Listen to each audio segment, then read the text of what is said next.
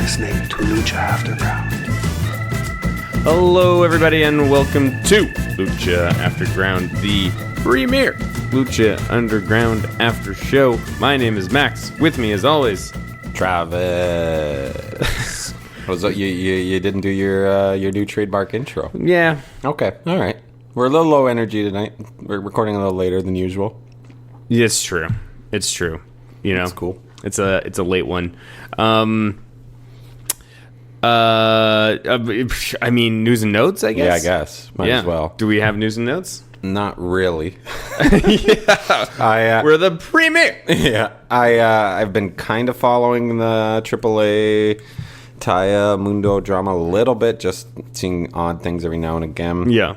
Just some little snips or little snide remarks back and forth kind of thing. Mm-hmm. But it does sound like they're going to work it into a shoot with, or shoot it into a work, I should say.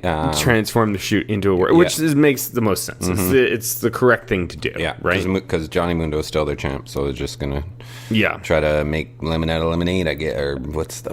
God damn it. Lemonade this out of lemons. This is going to go great tonight. Yeah, we got it. It's going to go great. I've got some news and notes. Skip Chason, who you may know as one of the... Chason? I don't know. Chason? Chisson. Skip Chason. You don't watch enough hockey, my friend. Yeah, there you go. Anyways, he's one of the producers on Lucha Underground. He was recently interviewed at San Diego Comic-Con, I believe. Okay. Or no, it's something called the TCA Summer Press Tour. No idea what that is. But he was saying that the fourth season of Lucha Underground is looking likely. Looking likely, but they haven't filmed anything. Nope. So, I mean, even if we were to get a season 4 of Lucha Underground, we wouldn't be looking at it until for a very long time before it was broadcast, I would think. I would wager 2018 at this point. Yeah, for sure. But he had a lot of nice things to say about the wrestlers, and that he loved working on it and would love to work on it some more. Cool. Also, Ricochet did a interview with Sports Illustrated this week, and he went on the record, clarified his status about his comments at the G1 special, and basically said he was just sort of like trying to ruffle some feathers, but no hard feelings. Cool. Everything's good. Cool. So yeah, that's nice that we can put that one to rest. He also says that his contract is done. He was on a 3-year contract, and that contract is over. But so he doesn't have to come back. Who knows what's going to happen? Maybe Prince Puma doesn't make it through the rest of the season. We'll see. Never know. We'll see. Other than that, anything else going on? No, sir. All right. Well, we'll be here next week. The question is, will you join us? I'm kidding. Let's get into the episode. Most importantly, violence! Lucha Underground, Season 3, Episode 28. Recap, of course, Cueto Cup. See a little bit of Drago and Cobra Moon. Johnny Mundo and Worldwide Underground getting involved with Rey Mysterio. Son of Madness again. I was like, what? Give this guy a break. This guy needs to catch his breath. Yeah. And PJ Black and the old Benji, the new agent, and they talk about getting a match with Rey. Leads us into the temple. Band ECNO. I'm going to start calling them now because it's easier. Singing the song that I know them for now. If I could name one of their songs, it is This Is Awesome. Song. Yeah. It's perfect. It's perfect for what they are and what they're doing. Yeah. First match. The Mack versus Texano. I noticed early on that Texano had some family members in the crowd, it looked like. Yeah. What they had signed, they cut to the crowd at one point, and there was like three ladies holding Texano Jr. section. El Texano Jr. El Texano Jr. section. Has this like section thing? Is this a thing now? I guess so. Like Cesaro section. Yeah. And now it's just section. It's just like everywhere. I guess so. I mean, can't we do better? Yeah. Yes, we can. but Texano's aunties wanted to really kind of... It was really interesting that it was like El Texano Jr. section. See, the reason why the Cesaro section works is because of alliteration. Yes. You know it. I know it. That's the only reason it works. And it's just like, and these signs, which are everywhere, are cropping up everywhere, is like, it's the most, it's like wanting to make a sign with the least amount of effort. Sure. I mean, it's like I go into Word, Yeah. flip it from portrait to landscape, write something section. Impact font. Yeah, not even impact, man. That's Calibri. Yeah, you think it's Comic Sans. Also, I think for a section you need more than 3. Come on. Yeah. Then you got to pick a better side. The spirit of the Cesaro section was that there would be like one guy would come with like a ream of paper that he had printed, and he would hand it out to everybody. You can't just show up and be like, "Oh, yeah, we're the Look, we made. Did you remember your? Did you print it off? Oh, yeah, it was super weird. Yeah. Especially because I'm pretty sure we can agree that at Lucha Underground, when you arrive, they have like a whole stack of like professionally made signs that they could give you. Yeah. But they just... No, we're good. We're good. We got these. Mm-hmm. We got... I was going to... anyways. So they start the match with a handshake. Which I was like... Is Texano... That made me really question, like, is Texano a good guy or a bad guy? He's a babyface. Remember, he's been hesitant to sign on with Famous B. I think he's at best a tweener now, so I'd say babyface. Mm-hmm. But they had 2 handshakes in this match. Yeah. The second one was funny, but really that came after. I wanted their work early with like their kind of counters back and forth and stuff was like just way too soft. He was jumping off of pins before he was even kind of down, both back and forth. I appreciate what they were trying to do. Yeah. But it didn't feel like a fight. Yeah. These are 2 big dudes. And I wonder if they were feeling that. Like, oh, maybe they're trying to go, like, play against type in a way. I don't know. I don't know. But that opening, remember this opening as we continue, how that, like, they're trying to do these counters back and forth kind of thing, and then has that opening, and they're like, okay, now let's get into the match. Yeah. Just remember that. Keep that in the back of your mind. Okay. Mack hits that weird drop kick, and then in the ring. Do you remember that? It just looked weird. It looked like it hurt. It was like a running enziguri or something. It was very strange, and it was shot from such a strange angle. Yeah. The angle itself wasn't a strange decision, but it was just. Yeah, like from the hard cam. Visual looked. It was just so weird. Yeah, but he hits his flip to the outside. And he hits one of his nice facials.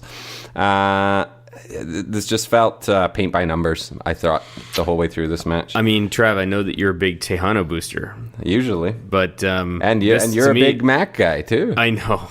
Yeah. I guess I was surprised at just how it was. There wasn't a lot to really grip. Felt they were kind of dogging it early on. Anyways, it got a bit better when they started doing those chops back and forth. Those chops were nice. Yeah. The backbreaker, that kind of tilt-a-whirl backbreaker on the outside, but then it was just like that. Okay, here's a nice move. Okay, and then the pace just slowed. Like they didn't start the count out until later. It was just like, come on, get to it, guys. When Mack hit that backbreaker, he really sold his knee, like slamming Texano onto his knee. That looked real to me. Like someone could really, in a real fight, someone would try that? No.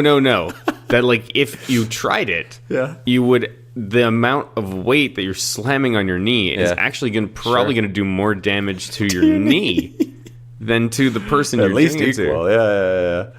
And I see that move all the time, performed by all sorts of different performers. Crush. Tour of the Islands, they used to call it. Crush. Oh, I love it. Yeah. But that's the first time I've ever seen anybody sell the knee afterwards. As much, I liked it. I was convinced it was a shoot injury, man. Wow. Yeah. There you go. There's your boy. He hits that nice suplex followed by that really kind of strong slam where he picked him up and flipped him around. Yeah, that was cool. Yeah. So it was starting to pick up a little bit. And then comes Famous B with the water gun. Max hits a stunner on him, and Texano off the distraction hits a sit-down powerbomb for the win. I wrote, ho hum. Yeah, I I liked Famous B. I was surprised we didn't see Brenda because I really felt like that's sort of what this is all about. Right. And but I did like, Famous B is something about the cowboy version of Famous B that he is just really leaning into. Yeah. It's great. He's doing a fantastic job. Yeah. The smugness of it. The howdy. It almost sounded like he said like fartner. It almost sounded like fartner the way he said it. He's just got so much, I don't know. He's just really having a lot of fun with it for sure. Yeah. Him and Paul London right now. I put them on the same place. When Mack gave him the stunner, he really sold that stunner. It was great. That was a high caliber sell. Yeah. And then it was over. And so now what? Yeah. Well, Texano advances. Yeah. Which I had in my bracket. Yeah, by I should mention I've lost my brackets. So I guess you don't win. Maybe I've been disqualified. Have you lost? And you've lost everybody's brackets? Then? No. The other ones I have on my phone, but my phone is dying. So I think I might do an update on the brackets. Dude, that is straight up whacked on the Twitter feed. So keep an eye on that. Okay. Well, yeah. Sorry, everybody. So we heading from there. We head into the biker bar. It's got some of that nice kind of biker bar music. Yeah, Son of Havoc and Son of Men. The bartender is wearing a Lucha Underground T-shirt. I didn't notice that. You're Why? Right. Now that you say that, that's stupid. You're right. No, I mean we shouldn't be so negative, but it's just they're really I say it all the time. But it's like, how does Dario Cueto, if this is an underground illegal fighting thing, how does he sell T-shirts and how does he have cameramen and all of this stuff? See, I just thought it was a little tacky. I wasn't thinking about the kayfabe reasons. Well, yeah, and it's like, okay, so maybe she is a fan. Yeah, she's a ring rat. Yeah, sure. And then she goes and she has a T-shirt because she attends the matches. I just don't know. It's too. It's a poor costume choice. Well, I mean, maybe if she had it tied up a little bit, knotted or something, and then maybe leans over. Maybe she passes Son of Havoc one of his drinks, and be like, "Great match last night." Sure, something like that. Because I'm a big fan. That's all she had to say. Yeah, I'm a big fan. Yeah, I like it. And then you can mentally, I can in my mind I can somehow create some connection there. There's some closure between why is she wearing this thing and why. But right now it just feels like just one more opportunity to try to sell these Lucha Underground shirts. Yeah. It's just, that's what it felt tone like. it down, guys, with that mask. Yeah. Anywho, Son of Madness enters. Son of Havoc says, "I'm not going back, Madness." Somebody on a different podcast, not as good as ours, obviously. We shouldn't be listening to other podcasts. Just checking in. I don't think I listened to the whole episode. But they talked about, I don't think we had ever mentioned this, that Son of Havoc uses a voice modulator. Yeah. Oh, yeah. Son of Madness clearly does as well. Oh, yeah, for sure. Yeah, their voices are so deep. Yeah. There's no way. Yeah, I don't know why I never really... Yeah, it's just like, of course they do. Yeah. So this is not going back to the invisible cult. Yeah, like that's what they came from. This was here's some exposition for you guys, like where these guys come from. So it sounds they've got their beef. And now here's the question for you: Is the biker gang just a gang, but they're called the Invisible Cult, or are they a biker gang that is also a cult? I hope it's the latter. Or is that are we putting too many fishes in the frying pan then with all the other tribes and stuff? I think it makes more sense to I love that. Factions. Yeah, I love faction warfare. So the more factions, the better, as far as I'm concerned. So if they can somehow, I don't know, bring in some more bikers. Yes.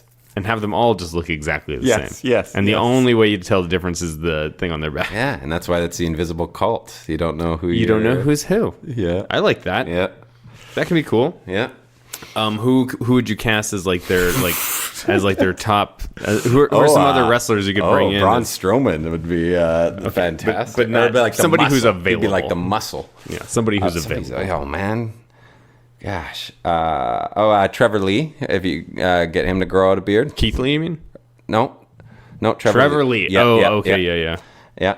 Michael Elgin would just be good. insane. It's pretty great. Oh, God, are you kidding me? Tear the house down. And I hear Mark Henry's going to retire soon. Yes. He would be available. I guess so. That's funny.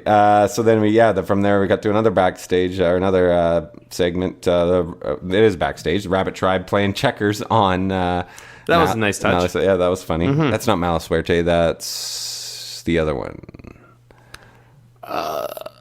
Premiere after show. The other guy's name is Mala Suerte and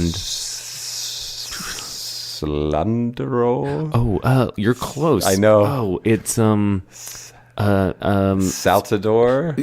Yeah, Is that it? I think so. I think so We're too. just so bad with Spanish. This is a real problem for us. Yes. It's a real problem. Yeah.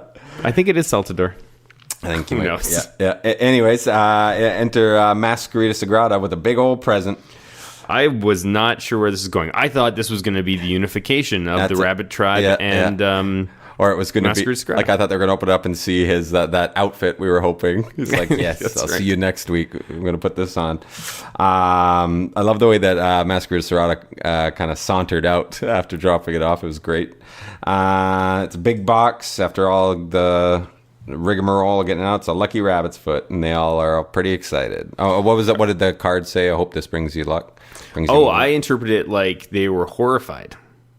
Oh, you think so? No, I think it was like, yeah. Oh no! It was just like unbridled joy. You thought No. because they It's killed like a rabbit. Yeah. Yeah. No, I think it was an act of war between. So next time they see Masquerade Sagrada, or just like it's like a Luca Brazzi sleeps with the fishes kind of thing, like sending them a message. Yeah, I mean that would be my question: is what does that actually mean, right? Unless unless it was like, hey, I'm on your side now. That's the way I took it. No, I don't think so. No? Yeah. Interesting. All right, I guess we'll see. Yeah. Oh, I guess we will. It was just the screaming is just hard to interpret. Yes. That's ultimately what the problem They're is. just so out there, man. Mm-hmm. But another good performance from Paul London. Absolutely. I mean, I can't take my eyes off him the whole time. Yeah, for sure. Maybe it's because the only person who actually has a face in this whole scene. Yeah. That leads us to our next match. Drago versus Pentagon Dark. I was going to say, we're talking about music. I would recognize Pentagon Dark's music. Oh, really? Yeah. Yeah. I wonder if he uses that elsewhere. I doubt it. I doubt it. I think it probably, because it would, just the rights acquisition and then broadcast rights for a piece of music, it's, what are the chances are that he individually owns his music, and then can then license it out. Good point. I doubt it strongly. Anyway, Drago. Green. It wasn't green, dude. Huh? It was dark. It was like black. Huh? It looked dark green to me. What is wrong with me? What is wrong with you? But Pindar was in green last week, and you thought he was still that regular shade of gray. I don't know. I'm beginning to worry about you. Have you seen those things? Have you seen those viral videos that are going around about people who put on the colorblind glasses for the first time? Yeah. I'm not colorblind. I'm not colorblind. That's what people... But if you're colorblind, how do you know? I know I'm not colorblind. My brother's colorblind. Is that true? Yes. I didn't know that. Yeah. So I've seen the tests. You've seen like the tests of like where you have to like see a number inside the dots, and you see the number. There's something about greens. I think. I don't know, dude. You're projecting a lot of green into things. Interesting. These guys are wearing. Wait, were you saying that Pindar was wearing green or Pindar was wearing gray? Pindar was wearing green last week. Last time. Well, he's always kind of wearing a grayish before green. That's always been gray. But it's never been different. A dull gray. I'm quite certain it was different last week. Pindar has one costume. That's Anyways, Drago. Drago. Usual green. Black. Usual green. God. Anyways. Wait, what? Does he have other ones? I don't have the time. Oh, for it. right. That's right. There's Yeah. the black and the blue and the red. Okay, we'll be here. Question is, will you join us? Anyways, Cobra Moon, really good work with the chain. I like the way that she's. Cobra Moon is so good. You know, she's chattering through the entire match. Yeah, she's totally engaged in what's going on. She is acting from the moment she walks out to the moment she walks into the back. This sounds kind of weird to say, but I like the way she uses her chin too. You know what I mean? The way she kind of sticks it out. Because that's she's masked, and that's so she can emote through just her chin and her eyes, and that's basically it, and her words, right? Yeah. She's fantastic. Always chattering. She was also occasionally she'd rattle the chain and stuff. Yeah, it's really good. So this match remember that opening I told you to think about? The exact same opening. Yeah. I mean, with some different moves, obviously, but the same sort of thing. But I think that's much better. Not always. Not always, but all three of the matches. All three matches tonight started with that. That's why I wanted to keep it with you. And I think the next two were better. But come on, you guys, talk to each other backstage. Yeah, I mean, I think that's a standard sort of opening for matches. At least it's trendy right now among performers. Yes, I'll say that. But on a show, you gotta have at least some sort of I don't know, variety. Thank you. Variety in the style of match. Yeah, sure. I agree. I don't fault them for it. It's not a huge no thing. It's just like. I think it's part of the things you can sort of measure to sort of, if every single match opened with it. Not all three of these matches did not have the same sort of formula throughout. It was just sort of the beginnings, right? That sort of had that opening sequence. I think that's super standard these days. In the same way that, like, if I'm watching some New Japan shows, there's always going to be the back and forth strikes where they just stand in the middle of the ring and just slap each other as hard as they can. Yeah. But I never feel like, oh, come on, guys, you're repeating yourselves. You know what I mean? No, but it's just like, what are you going to do with this moment? Moment that we all know is here. Yes. I know. I don't. Yeah. Okay. Especially because in the first two matches, I didn't really feel like it was performed to that sort of. It was harder to get swept up in it, right? I was more swept up this time around. I thought these two had a really nice chemistry together. I thought they were really good together. Definitely a better match than before. Drago hits his flying corkscrew. That was beautiful. I had always. not remembered him doing that before. No, he doesn't do it as well as our boy Phoenix, but yeah, he's hit one in the past. Really unique bit of business between the two corners when they were kind of going back and forth. It was fresh. Pentagon's got that amazing hamstring kick. Yeah, he loves to use that. Yeah. Drago with some nice roll-up attempts. Pentagon Dark, a great counter into the flip into the ropes. So that's what you're talking about, that kick when Drago's doing his kind of hamstring into the ropes, and he got him. Usually, like the timing on that one, like he was still kind of going back towards the ropes. It felt like there was like an inch separating them for that entire sequence. Yeah, that was great. really good. Awesome counter off of the missed arm drag. That was good. That's what I wrote. These guys have a really, really good chemistry. Pentagon Dark hits that package pile driver off of the turnbuckle for the win. I couldn't quite drop snowflakes on us, but I liked it. Post match, this was interesting. Pentagon goes to break Drago's arm, super kicked Cobra Moon to stop her from getting involved. Aerostar comes in to help. Already I'm starting to be like, ooh, this is not going to end well. Shakes Drago, hand Drago kicks him. Pentagon Dark comes in and breaks Aerostar's arm. Yeah, that was surprising. I was not expecting that at all. But it made...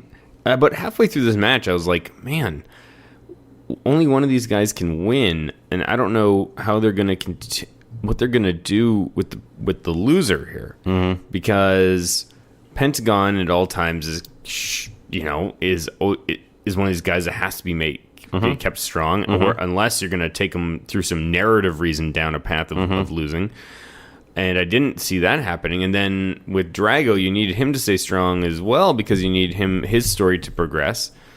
And so when he lost, I was really confused as to what was going to happen. And then this whole sequence happened. And I thought it was a really smart way to continue Drago's narrative. Yeah. I thought it was really smart. Mm-hmm.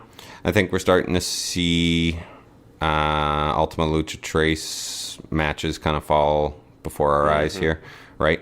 I'm quite certain. Well, who knows how Son of Havoc and Son of Madness, like that kind of made me think, we're hearing that Invisible Cult. Maybe these guys might end up chummy chums at some point here. Huh. See, I thought that was going to be an Ultima. I had that like almost in ink for an Ultima Lucha Trace match. But now that they've heard of this Invisible Cult, it could be something different to it.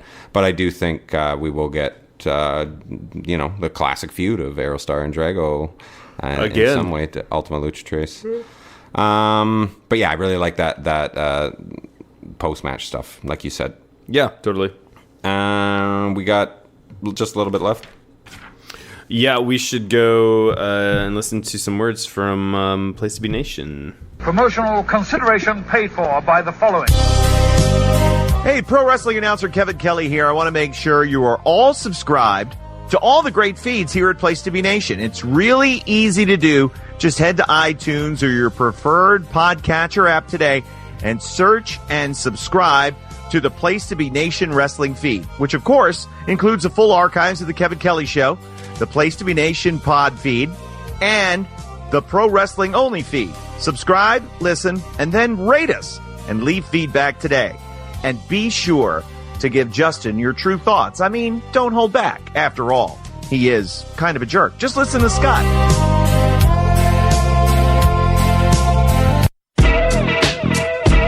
Place to Be Nation's JT Rosero and Chad Campbell here. We want to let you know that we have a ton of great podcasts available to you on iTunes, Stitcher, Google Play, and PlaceToBeNation.com, and we offer those to you on 3 great feeds.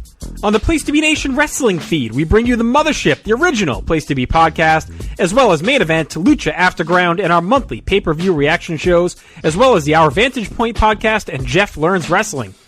In addition to these full-length shows, we also deliver quick-hit pod blasts on topics old and new. Over on the Pro Wrestling Only feed, we dive deep inside the wrestling business with a stacked army of experts leading the way.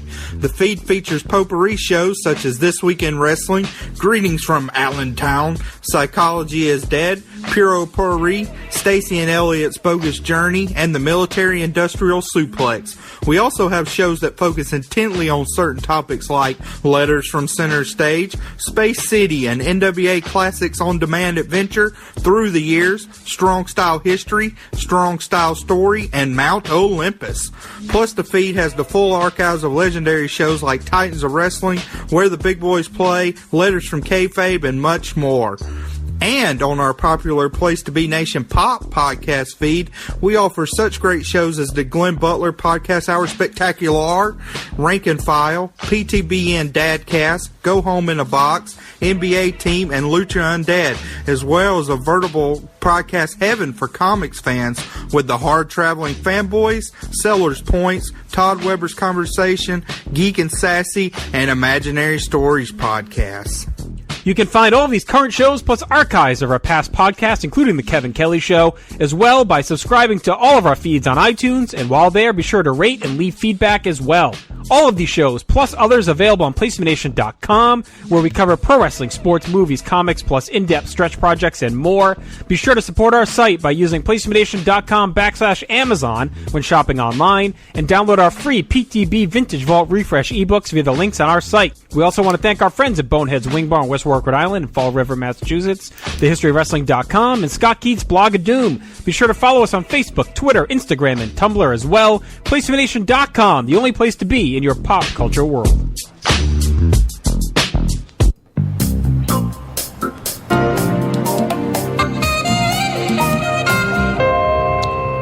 So I'm between 2 right now. I'll hit you with both of them. Bring it. First one I had was Damien Sandow.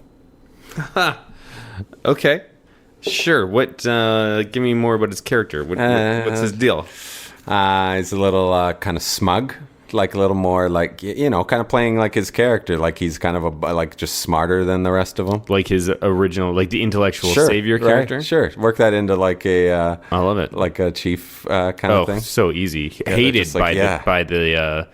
by his officers. Yeah. Like we have a thing where everyone like tries to like understand whatever literary references he makes, even if like as soon as he leaves. That's like, good. What the hell is Dante's Inferno? Yeah. I like it. Okay, Quoting good. poetry. Maybe I'll save the other one for next week then. Oh no, you have to tell us now. Okay, I was gonna say Big Van Vader. Oh, Jesus. Okay. In the mask. Yes.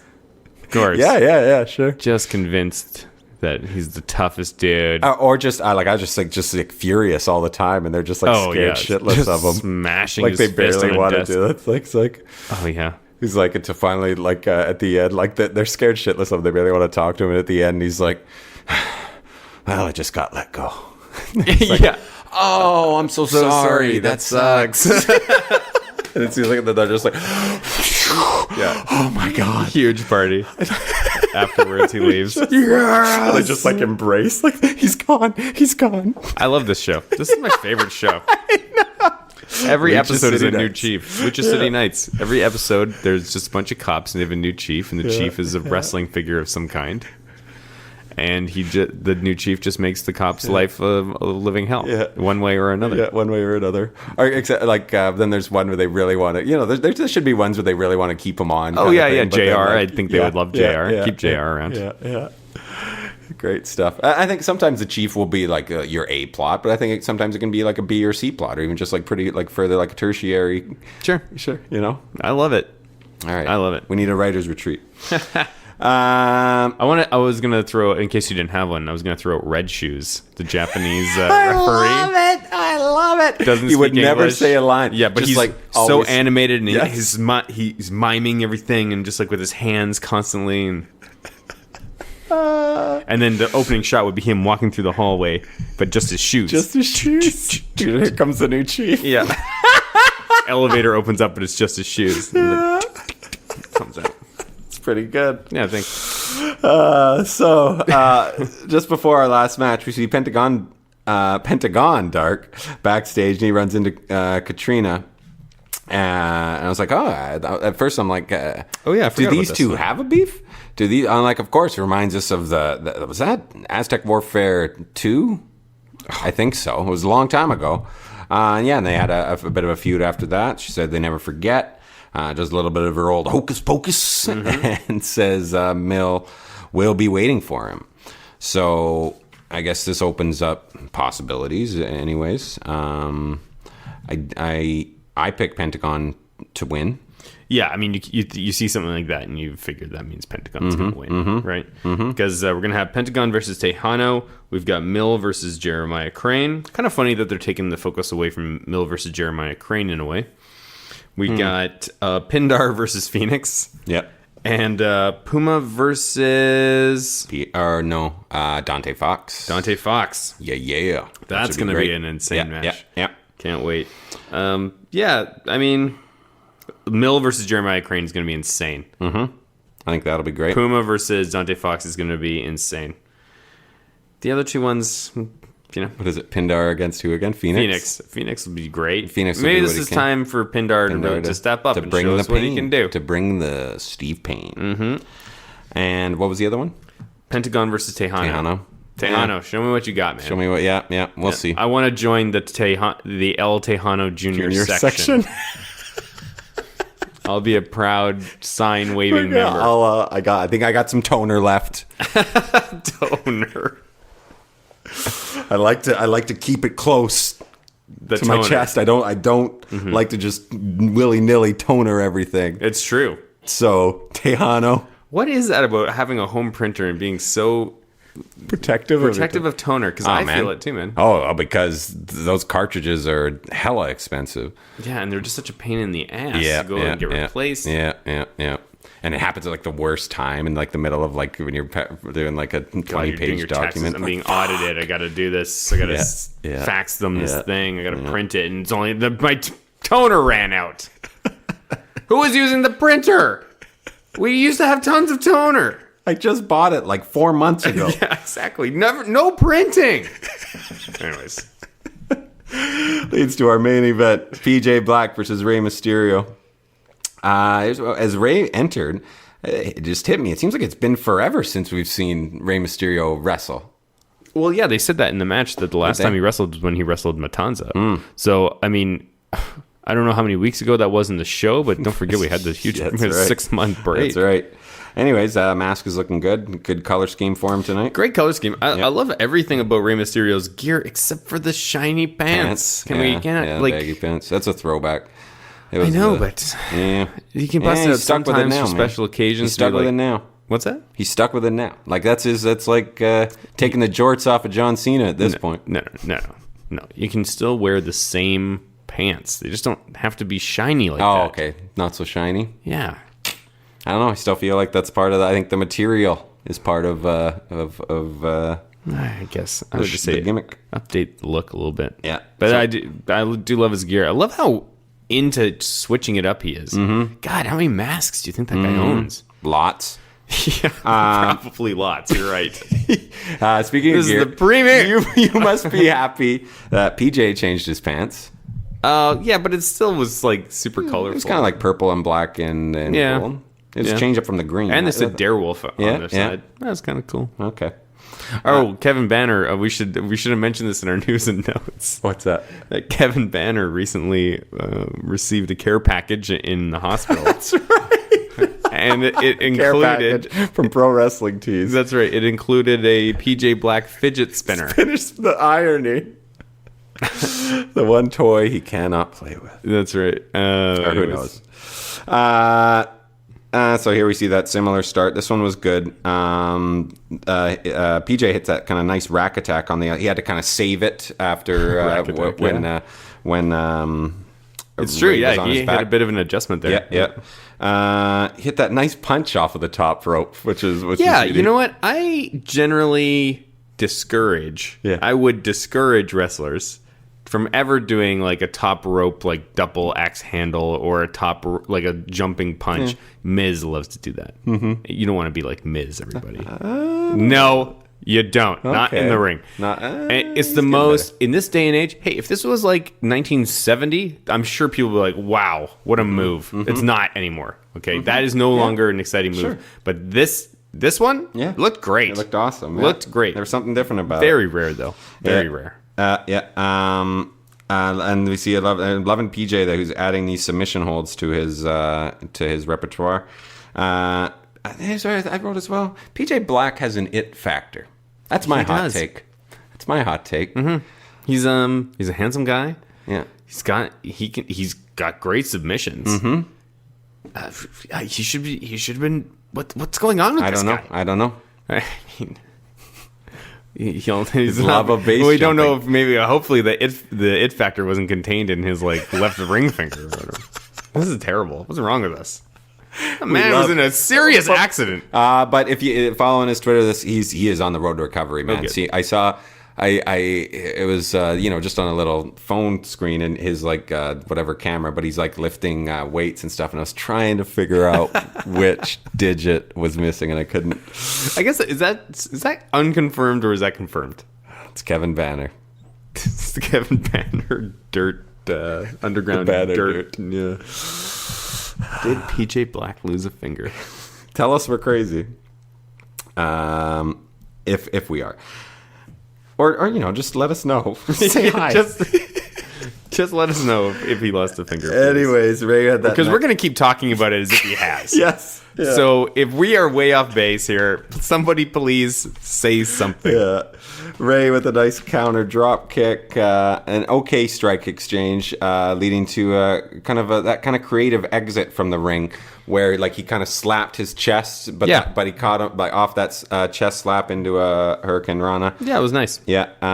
Rey Mysterio hits a nice moonsault to the outside, does his thing for a while, which is always great. Like this guy's kind of got he's got a routine at this point, but it doesn't get into like Randy Orton territory where it's just like, here we go, then this, then he does the pile or the DDT off of the middle rope.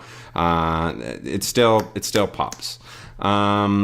Ray ends with or he kind of ends up in a tree of woe, and then followed up by the stomp from PJ. I liked the really kind of cocky cover on this that he didn't. Yeah, me too. It looked awesome. Yeah.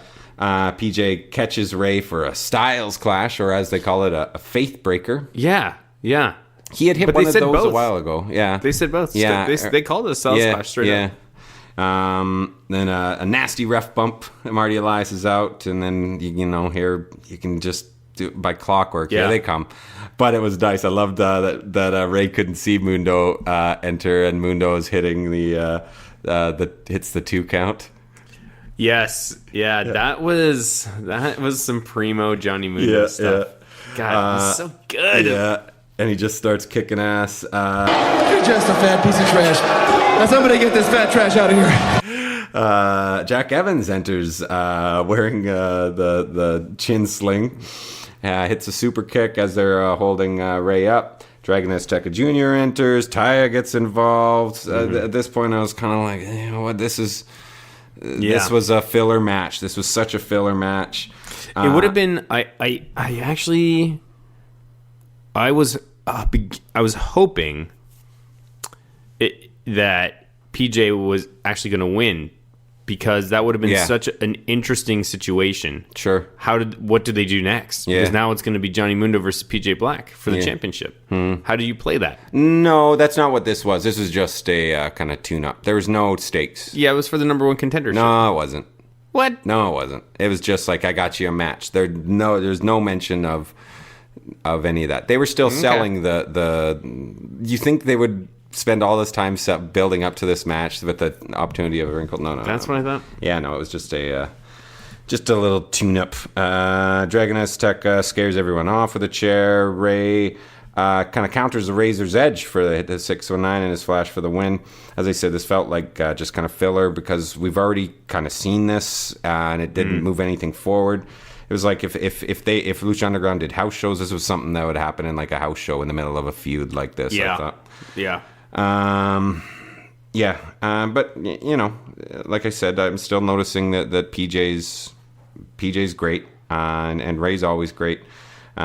Still, this was a warmer episode. Let's say no snowflakes. Yeah, I mean, nothing to complain about. It was still decent. And things progress. Mm-hmm. In terms of the tournament shows, this is my least favorite, though, I'd say. Okay, well, yeah. Ray grabbed the mic. He calls El Chingoncísimo. I got the sissy part. I'm not sure about the rest. No idea. He speaks a little bit of Spanish, plays to the crowd. He says 4 weeks till the match. I think this is the first time we've got like an actual date as to it. So I guess it's going to be right after the tournament ends.